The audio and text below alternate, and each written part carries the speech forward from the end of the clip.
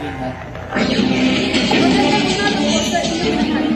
mga biglang nangyari ngayong araw, pumutok na ang Bulkang Mayon.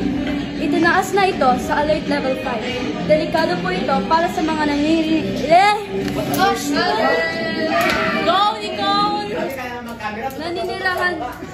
sa bulkan. Pinakaiwan ang lahat ng ako po si Nicolang Sico, nag-uulat mula sa Albay para sa GMA News. Continue stop! Okay.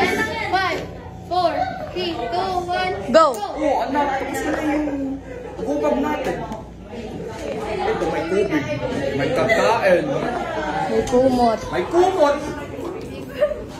Hawakan mo yan ah. Hawakan mo. Ay, wala eh. Hi, Jen.